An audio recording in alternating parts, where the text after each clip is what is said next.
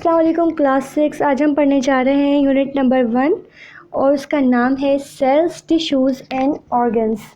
हम sales, tissues और organs को जो है वो डिटेल में स्टडी करेंगे। सबसे पहले हम स्टडी करते हैं सेल्स। सेल्स क्या होते हैं? All organisms, plants and animals are made up of tiny units called cells. जितने भी ऑर्गेनिजम्स हैं वो बने हुए होते हैं स्मॉल यूनिट्स, टाइनी यूनिट्स, जिसे हम कहते हैं सेल्स। सारे लिविंग ऑर्गेनिज्म जैसे कि प्लांट और एनिमल्स, प्लांट भी जो है वो लिविंग ऑर्गेनिज्म है और वो भी जो है वो सेल्स से बने हुए होते हैं। Although there are many different types of cells, all of which have different job, most cells have certain feature in common. Cells की जो है वो बहुत सारी टाइप्स होती हैं, उनके फंक्शंस भी जो है वो अलग अलग होते हैं, मतलब वो डिफरेंट जॉब्स करते हैं अपनी टाइप के हिसाब से। लेकिन बहुत सारे जो सेल्स हैं उनमें ये फीचर जो है वो कॉमन होता है। कौन से फीचर्स जो भी आप पढ़ने जा रहे हैं? Number 1, the cell membrane. जितने भी सेल हैं उनमें बहुत सारे सेल्स में सेल मेम्ब्रेन होती है।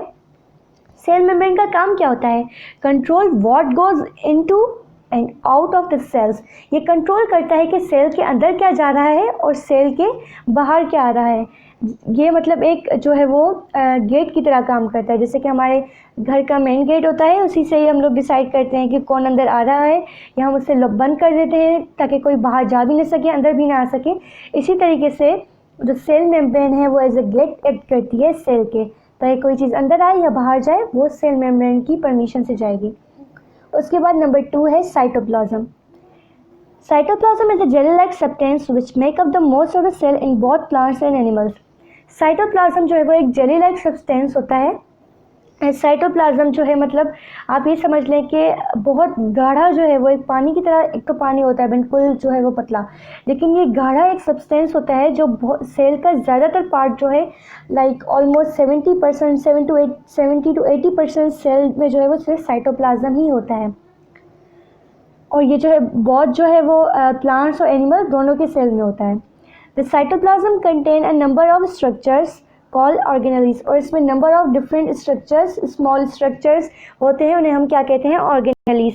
मतलब कि साइटोप्लाज्म के अंदर, सेल के अंदर जो है वो साइटोप्लाज्म है, जेली लाइक सब्सटेंस, और साइटोप्लाज्म के अंदर जो है वो डिफरेंट स्ट्रक्चर्स होते हैं, इन्हें कहते हैं हम organelles. These do several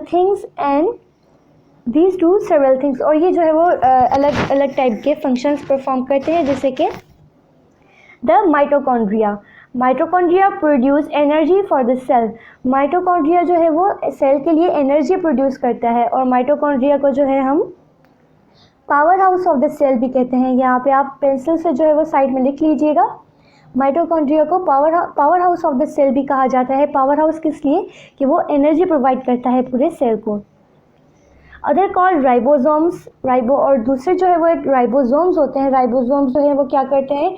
protein बनाते हैं। राइबोसोम्स हमारे सेल में जो है वो प्रोटीन की जो है वो सिंथेसिस करते हैं।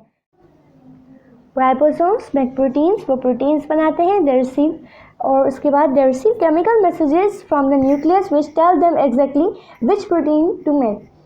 और जो है वो हमारी जो है वो केमिकल सेल्स के ज़रिए जो है वो केमिकल्स के ज़रिए जो है वो सेल्स तक मैसेज आता है, और सेल्स से हमारे ऑर्गेनेली, कौन सा ऑर्गेनेली? हमारे राइबोसोम्स तक मैसेज आता है कि जो है वो कौन सा प्रोटीन बनाना है। प्रोटीन की बहुत सारी टाइप्स होती हैं, तो कौन सा प्रोटीन बनाया है ये हमारी बॉडी से मैसेज आता है कि कौन सा प्रोटीन बनाना है, और वो राइबोसोम वो प्रोटीन बना के सेल को देते हैं।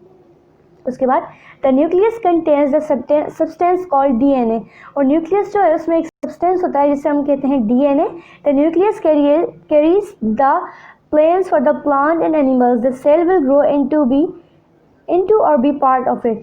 ओके, तो सेल जो है वो न्यूक्लियस, उसके सेल के जो सेंटर पार्ट होता है उसे हम कहते हैं न्यूक्लियस। जैसे कि आप ये देख सकते हैं, ये हमारे सेल है, और यहाँ पे जो पर्पल पार्ट दिखाया हुआ है ये क्या है? न्यूक्लियस। सेल का जो सेंटर पार्ट होता है उसे हम कहते हैं न्यूक्लियस। इसमें एक सब्सटेंस होता है जिसे हम कहते हैं DNA. The nucleus carries the plans for the plant और एनिमल, जिसमें सारे प्लान्स होते हैं।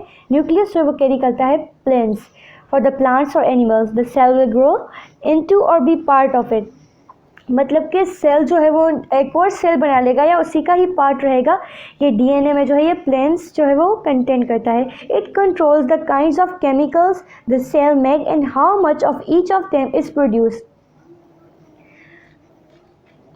और डीएनए ये भी कंट्रोल करता है और न्यूक्लियस के सेल में जो है वो कौन कौन से केमिकल्स बन रहे हैं और कितनी क्वांटिटी में जो है वो प्रोड्यूस हो रहे हैं।